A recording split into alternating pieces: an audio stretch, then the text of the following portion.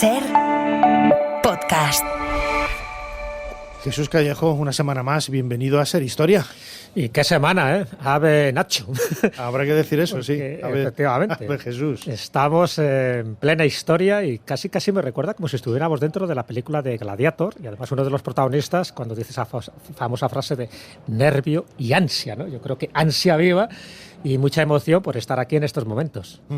Desde luego, lo comentaba yo ahora, la gente que nos esté escuchando el programa escuchará el algarabía un poco de fondo. Tenemos delante ahí un montón de perretes, me encantan los perros, son bienvenidos a este programa también.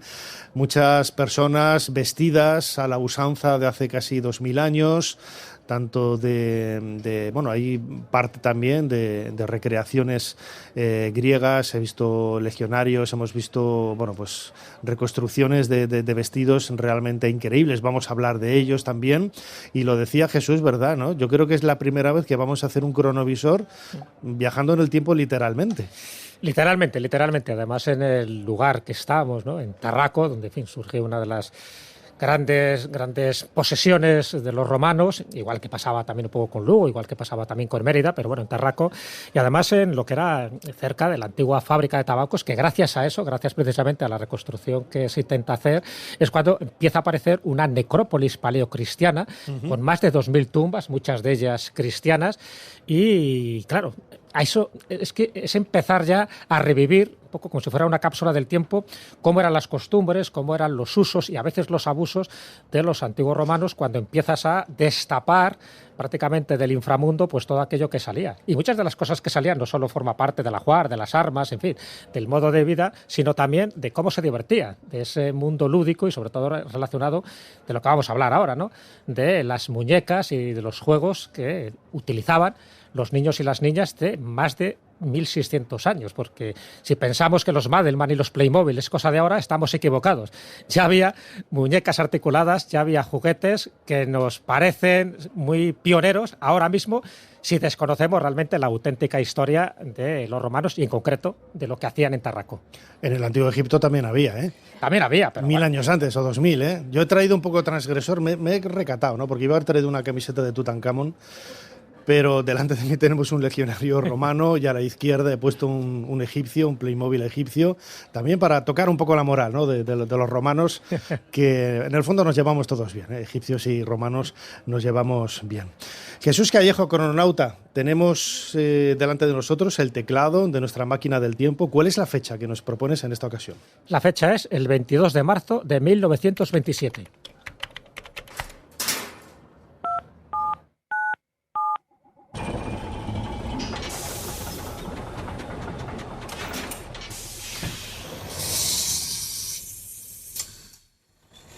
Adelante, pasen. Jesús Callejo les está esperando junto al cronovisor. Espera, mira, parece una muñeca.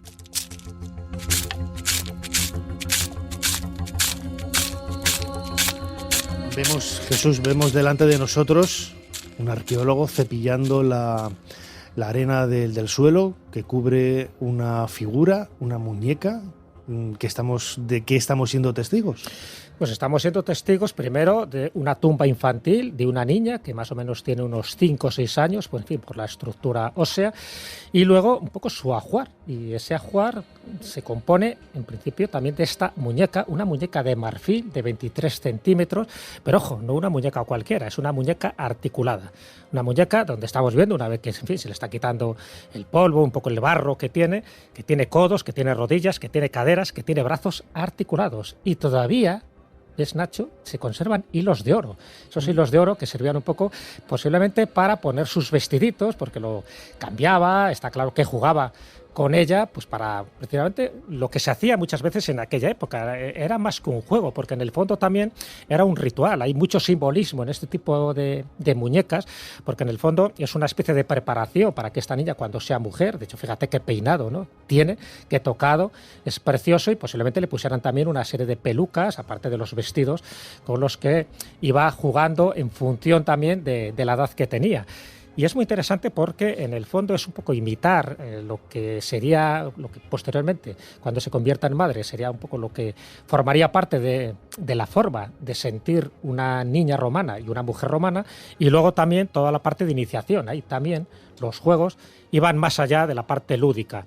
Y cómo no nos olvidemos que puede ser también una ofrenda votiva. El hecho de que esté aquí en una tumba, que forme parte de su ajuar, me recuerda mucho al antiguo Egipto con los useptis. Acuérdate que eran este tipo de figuras que se enterraban con el difunto para que le sirvieran en ese camino hacia el más allá. Es decir, que no podemos desligar también esta función religiosa, además de que formara parte pues, de las cosas más cotidianas que tenía esta niña, que murió de una forma muy precipitada. Así que eso nos da pie un poco para pensar que efectivamente esta niña, que evidentemente tenía que ser de la alta clase, porque tenía esta muñeca articulada, porque la sabía, pues en fin, de otros materiales, sobre todo de trapo o de terracota, pero es que esta es de marfil. Esto ya indica una cierta categoría, un cierto estilismo. Fíjate, yo lo decía un poco al principio, Unamuno inventó una palabra que es la intrahistoria, que muchas veces se utiliza mal. Se habla de intrahistoria como intentar indagar en algo oculto. No, la intrahistoria es la vida cotidiana, lo normal, ¿eh? Nada que ver con lo que es el término que se suele utilizar. Y quizás esta muñeca es el ejemplo más claro para poder hablar de esa intrahistoria, ¿no?, en la antigua Roma, de esa cotidianidad.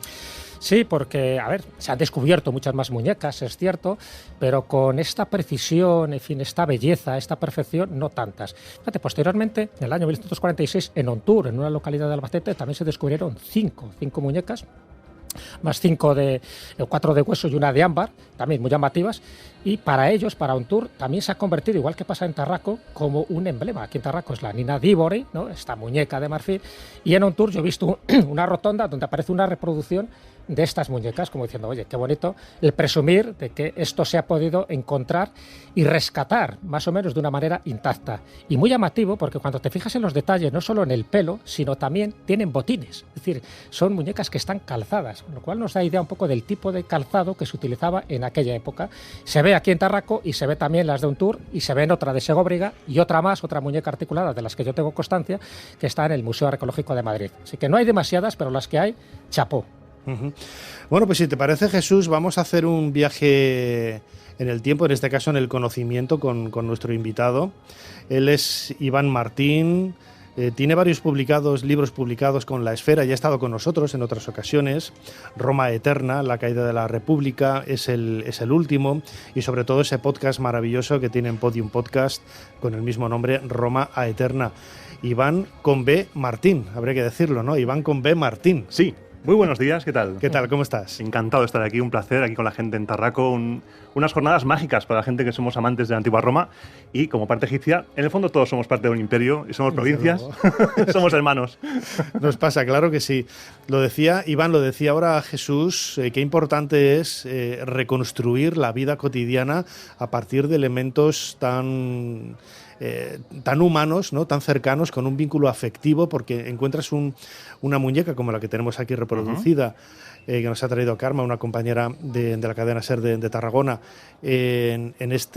sobre la mesa, y es un objeto pequeño, es un objeto que no solamente desde el punto de vista físico te puede retrotraer al pasado, esos casi 1500 años, sino que además tiene ese elemento afectivo porque sabes que fue utilizado por una persona, una niña, y claro, eso te genera un pálpito muy especial, ¿no? Eso toca, porque cuando vamos a un museo a ver piezas, vemos esculturas, vemos que si un Augusto, que si tal, pero cuando ves objetos de vida cotidiana y ves objetos en este caso que si escuchas bien te hablan, yo estoy un poco loco, pero no tanto, pero si escuchamos te hablan y cuentan historias, por ejemplo, te puedes imaginar a la niña jugando, la niña imaginándose historias porque están articuladas, son como las Barbies de hoy en día, los muñecos, y nos asomamos a una parte de Roma que no se asoma normalmente la gente, porque pensamos en legiones, pensamos en batallas, pensamos en romanos que ya nacen adultos y que ya nacen con toga, y no, también hay romanos pequeñitos, mini romanos, que lloran, que tienen sus juegos, y esto nos asoma a ese punto infantil que siempre se omite y del día a día, porque nos podemos imaginar una casa con sus ruidos, sus juguetes, y ese niño jugando, Y a mí me parece mágico poder encontrar cosas así. Bueno, pero también no olvidemos que incluso en estos juguetes infantiles también se les preparaba para la guerra. Exacto. Las espadas en miniatura de madera, los carros de combate que iban tirados con cuerdas. O sea que dentro de los juegos, sobre todo esos juegos masculinos, también les estaban preparando para la guerra. Igual que yo decía que con las muñecas de alguna forma la estás preparando para ser una mujer, también había una cierta intencionalidad en estos juegos. Sí, en el fondo no deja de ser la infancia un aprendizaje para la vida adulta, y en Roma todo estaba encarado a que seas un romano de bien, un romano que sirvas a la patria Roma, al Estado, y los juegos están en ellos. Se han encontrado espadas de madera pequeñitas para los mini romanos ahí que jugaban a ser soldados. También se han encontrado carros, pero carros del circo, como quien juega hoy en día con un Fórmula 1 de Fernando Alonso pequeñito. Pues igual, pero con una auriga, el que sea el de fama del momento. Son pequeñas escenas que nos transportan a la antigüedad, pero a la antigüedad de verdad, a la de la casa. Yo recuerdo que con 10, 11 años mis padres me regalaron un vestido, ¿no?, de romano, con una coraza, una espada, un faldellín, y yo pensaba qué equivocados estaban. Yo no iba a ir por esa vertiente, iba a ir por otra, la de Egipto. Pero sí que es cierto, ¿no?, que qué importante es conocer, Iván, la parte infantil, que es de alguna manera conocer la base de una cultura también. Sí, poder saber con qué se juega, con qué se ríe, con qué se aprende, es fundamental para después comprender una cultura como la romana tan complicada y, aunque a simple vista tan bien retratada en el cine, pero en el fondo no es tan bien retratada en el cine. Es una cultura mucho más profunda y que todavía tenemos mucho que aprender de ella.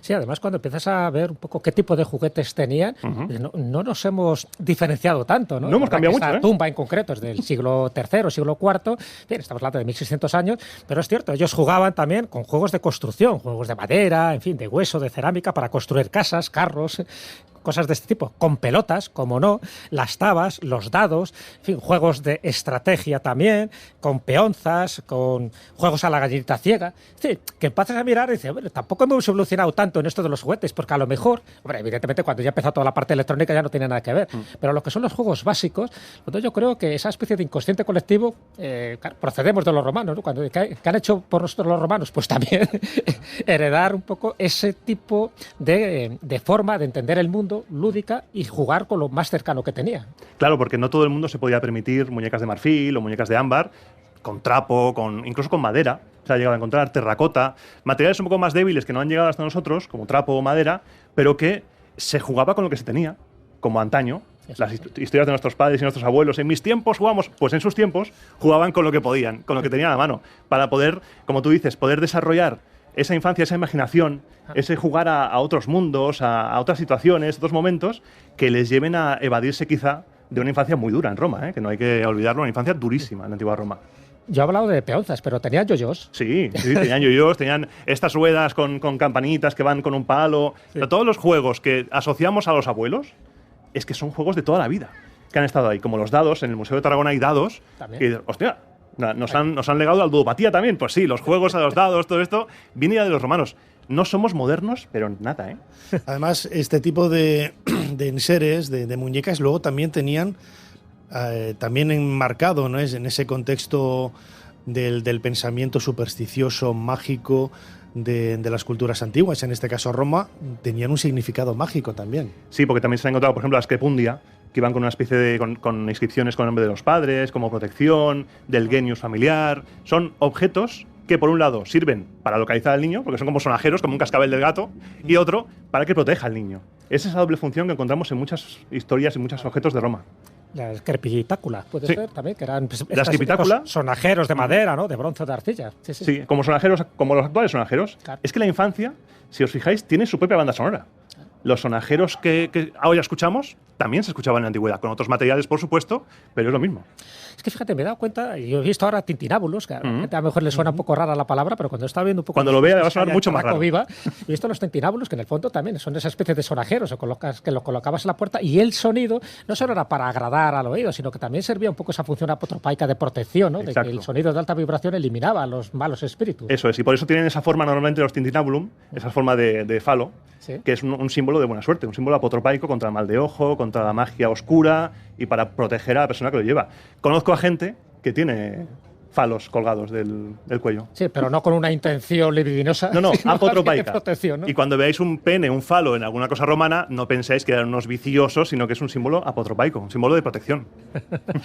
Oye, Iván, ¿y cómo sería un día típico de juegos para un niño o una niña? Porque no es lo mismo como jugaban al principio de la mañana, por la tarde, cuando llegaba la noche. En fin, ¿cómo era? Yo creo que por la mañana sí que tenían un pedagogo, un tutor, ¿no? Que, bueno, tenía que aprender latín, tenía que aprender griego, lectura, cálculo. Eso sería como la parte más sosa o más aburrida, sí. ¿no? Pero luego, ¿qué pasa? Claro, luego podían jugar, por ejemplo, yo me imagino, porque aquí vamos a imaginarnos. Vamos a imaginar un niño que luego no es muy adulto, un niño, Sí.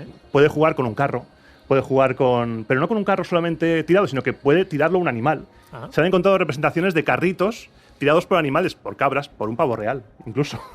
Anda. O sea, una pasada. O con una pelota, puede jugar con los amigos, porque estos juegos son universales y atemporales realmente. Sí, sí, sí. Y luego en el atrio, por ejemplo, a media mañana, el patio central de la casa, me refiero. Me imagino que las niñas con las pupae, con Con estas las pupae, muñecas, ¿no? a jugar a ser adultas, a jugar a ser como sus madres. Eso es. Y ellos, quizá los niños, a jugar a ser como sus padres, con espadas, a la guerra, y te mato, soy Aníbal, no, tú no eres Aníbal, tú eres Escipión. Se saltaban un ojo entre medias. Exacto. Porque no creo yo que la manufactura fuera muy segura. Desde luego. Claro, fijaos, estamos pensando en... Cambia totalmente el contexto, ¿no?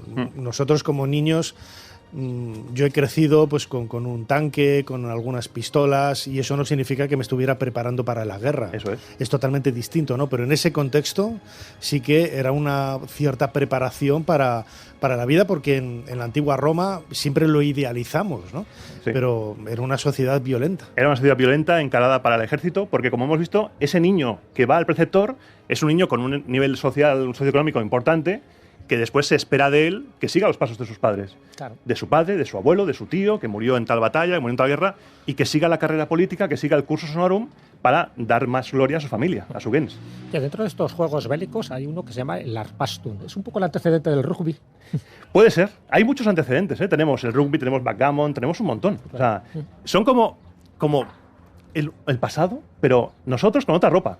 A mí me encanta porque es como nosotros, pero diferentemente vestidos. Tenemos muchos. Los dados que hemos mencionado antes, la pelota, el backgammon. Luego tenemos también las tabas. Las tabas, Sí, ¿verdad? Sí, que aquí en las tabas, España, sí. en España se pusieron de moda, yo recuerdo a principios de los 2000, como los gogos. Y era lo mismo. O sea, es el mismo juego, lo que pasa es que con otras normas. Pero es lo mismo. Las tabas de nuestros abuelos y de los romanos. Que bueno, y me imagino que cuando llega la noche, evidentemente, los cuentos y, como no, sus mascotas. ¿Qué mascotas tendría un niño? Pues se han visto muchas y muy diferentes, sí. Y me alegra mucho, a mí me gustan mucho los pajarillos. Y tenían pájaros, los pájaros eran muy queridos. Claro. Los perros, Claro. también, aunque está el cave canem o luego está el supplica canum de ejecutar a los perros por lo del Capitolio, los romanos querían mucho a sus animales, a los perros, gatos. Hay muchas representaciones en mosaicos de animales, de compañía, que igual, incluso un pavo real, podían tener una Persona de alta clase, una persona ¿no? de Me alta imagino. clase. Que Pero un- pájaros, perros y gatos, sí. Eso eran los más frecuentes. Qué bueno. Fíjate, estamos haciendo un viaje en el tiempo, estamos en Tarraco, en Tarragona, en Tarraco Viva, en el 27º festival. Yo no dejo más, ¿no?, de mirar a mi alrededor y ver gente vestida a la usanza de hace 1500, 2000 años. Luego hablaremos con algunos recreacionistas de este tipo de trabajos que no les gusta, porque no lo es, en realidad es un error decir que van disfrazados de, Eso. van vestidos. Y hay investigación detrás, hay un No, hay trabajo que ponen ahí. un proceso realmente de investigación muy grande. Iván, volviendo al mundo de las muñecas, son muchos, ¿no?, los ejemplos que han llegado hasta nosotros. Sí. Nosotros tenemos aquí delante de nosotros en la mesa este ejemplo que se conserva en el Museo Arqueológico aquí en Tarragona, pero sabemos si había variantes dependiendo un poco del contexto social, porque claro, en Roma, Hispania, cuando llega aquí a la península, no deja de ser una fusión, ¿no?, Sí. entre el pueblo que viene de la península itálica, los latinos, los propiamente latinos, con el mundo ibérico, ¿no? Y siempre se van sumando y solopando. Es difícil, imagino, en ocasiones separar cuál es la parte de importación y cuál es la parte local. Sí, se encontraron, por ejemplo, tenemos en Roma el ejemplo de Creperia Tifena, que se encontró en un sarcófago de plomo, una muñeca. Luego también tenemos en Grota Rosa una muñeca de hueso, en este caso. Tenemos muchos ejemplos por todo el imperio de muñecas de diferente estatus. Incluso hay muñecas que imitan los peinados y las caras de gente de la nobleza, gente de la corte imperial. Faustina la Mayor, imitan a la gente famosa. No hay vídeo, no hay fotos, pero tenemos muñecas con sus talleres que quizá están imitando esos peinados para que las niñas jueguen a ser una matrona alto imperial, una emperatriz. Y luego también tenemos, lo típico, casas de muñecas, lo había. Tenemos mini vajillas, las había. Todo lo que penséis del mundo de ajuar de las niñas infantil, todo lo tenían los romanos. Oye, Iván, ¿y cómo era? Y los egipcios también. Estaba pensando las casas del alma. Hombre, a ver, todo, absolutamente todo. Como diría Marco Antonio, Roma mola, pero Egipto es otro rollo. O sea, claro, sí, sí. Desde luego, ¿no? Que quede ahí constancia de que Egipto lo hizo antes. Nos ajo. Hasta que lo convierten en provincia cuando romana. vas a un museo a ver cosas egipcias, dices 2500 y pico antes de Cristo. Bueno, sí. Romano, o sea, no era nada. Y ya estaban haciendo auténticas barbaridades los egipcios. Oye, cuéntanos un poco, porque eso me interesa, yo estoy convencido que a todos los que nos estén escuchando les interesa. ¿Cómo era el rito de paso de un niño o una niña cuando dejaba de ser ya niña y se convertía en adulto? En el caso de las niñas, las muñecas creo que, en fin, tenían que hacer una especie de ofrenda, ¿no? Sí, las muñecas... Desprenderse de ese elemento. Claro, cuando se hacía el rito de paso de la infancia a la adultez, a la juventud, porque es un paso muy, muy breve, sí. Lo que sí se hacía, por ejemplo, a los niños, se les cambiaba la toga, se les ponía la toga ya viril, ajá. Se les quitaba la bula, ese colgante que tenían los niños, el primer afeitado también se hacía, era un rito de paso muy importante. Ajá. Las niñas, lo que pasa es que el paso de ser niña a ser mujer era un paso que a nosotros hoy en día nos puede chocar bastante, porque era simplemente cuando ya la primera regla, sí. esa niña que estaba jugando con esa muñeca de marfil de gran poder adquisitivo, esa niña iba a ser casada con un señor mayor y claro, tenía que abandonar todo eso y era un paso súper fuerte para nosotros mentalmente. Uh-huh. Pasar de ser una niña a una mujer que ya era Willy Potens, ya podía llevar varón y ya tenía que casarse. Estamos hablando de 11, 12 años. Sí, la primera menstruación, la primera regla, ya estás preparada y te vas a casar. Es lo que menos nos puede atraer a nosotros de la antigua Roma, pero claro, es lo que pasó, es lo que pasaba, lo que sabemos de las fuentes y hay que contarlo como es. Y es duro, pero es que es así, la antigua Roma. Bueno, es duro desde la perspectiva actual. Uh-huh. Ellos lo verían como algo absolutamente normalizado. Claro. Lo hemos comentado muchísimas veces, ¿no? Ese presentismo que siempre hay que huir a la hora de valorar y hacer valoraciones, ¿no? de los sucesos del pasado, ¿no? Se habla de los españoles en América como pisando absolutamente y aniquilando absolutamente todo, pero era lo que había en el siglo XVI, ¿no? Y Roma, cuando fue conquistando, Julio César, por Germania, por todos los lugares, o Alejandro Magno, yo siempre pongo el mismo ejemplo, no iba llamando a la puerta, ¿no? De caballeros, ¿me permiten usted su paso? No, iban cortando cabezas y era lo normal, y eso hay que verlo así, ¿no? Y de todo eso se aprende, ¿no? Que es en definitiva, porque aparte de la arqueología, hay fuentes escritas que nos hablen también de estos aspectos más lúdicos de la infancia. Tenemos poca la verdad, poca fuente escrita, así que aquí hay que apoyarse mucho en la arqueología, que es quien realmente nos va a dar el máximo de información. Y en la necrópolis, ¿no? Sí, porque, por ejemplo, si vas a autores grandes que cuentan lo que se suele contar como historia en mayúsculas, Tito Livio, Polibio, muy poquito, casi nada, porque te hablan de la gran historia, como decías, de las conquistas, lo bélico, lo político, siempre una historia muy masculina, adulta, enfocada a esa historia, y para poder conocerlo mejor, siempre, incluso para las grandes batallas y grandes escenas y todo, tenemos que ir a la arqueología, porque es lo que nos va a dar realmente restos físicos, ya que los textos son subjetivos. En el mismo momento en que una persona se pone a escribir, se va a poner a escribir con su opinión, con su intención, y va a omitir aspectos que no le interesaba, porque no les interesaba a los romanos grandes, historiadores, este tipo de temas. Sin embargo, estas pequeñas historias son las que engrandecen también una cultura, una civilización, ¿no? No hay que ir siempre a las grandes batallas, a los grandes muertos, a las grandes estrategias, sino que saber cómo jugaban, qué pensaban, qué cuentos tenían, para mí me parece fundamental. De hecho, hemos comentado antes que jugaban con dados y con tabas. ¿Habría mucha diferencia entre un juego con dados y tabas de un niño a un adulto? Sí, seguramente sí, porque los adultos ya tenían por la intención. Aparte de jugar dinero. Exacto, por la intención. Cuando Nacho decía lo de jugar a soldados, con tanques y demás, ahí es la intención. Los adultos, el tema del juego apostar estaba perseguido en la antigua Roma, aunque a Augusto le encantaba apostar, ¿eh? Augusto era un ludópata de cuidado. Sí. Pero sí que es verdad la intención, como cuando nos reunimos en Navidad con la familia a jugar al bingo con garbanzos. Es otro rollo, no te estás jugando el dinero, es más inocente. Y por eso quizás más puro. porque no tiene el filtro de la adultez, que por desgracia ser adulto no es lo que nos han vendido, y no era lo que nos han vendido en la antigua Roma tampoco.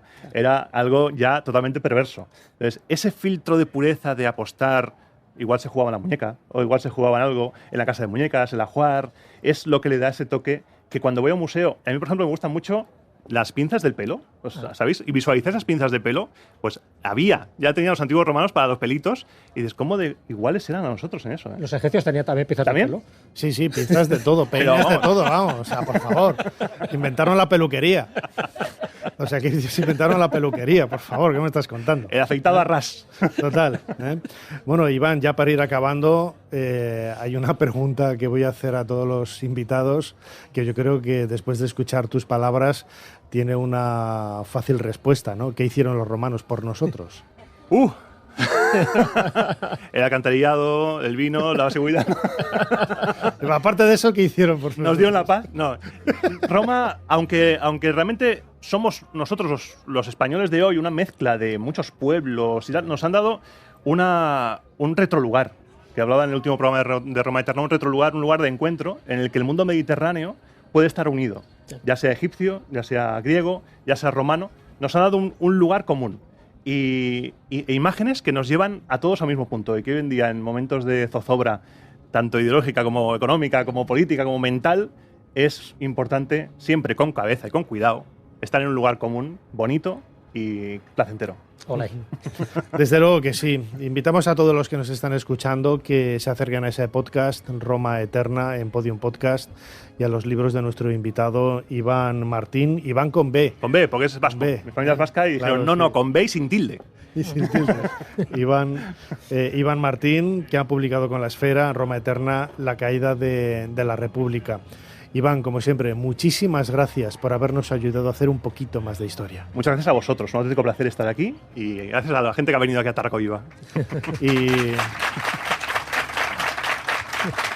Y Jesús Callejo, Ave, de nuevo, salve. Muchísimas gracias, como siempre, por habernos ayudado a hacer un poquito más de historia. Ave que vuela para la cazuela. En este caso hay que despedirnos con fuerza y honor. Nacho, hasta la próxima semana. Hasta la semana que viene. Para no perderte ningún episodio, síguenos en la aplicación o la web de la SER, Podium Podcast o tu plataforma de audio favorita.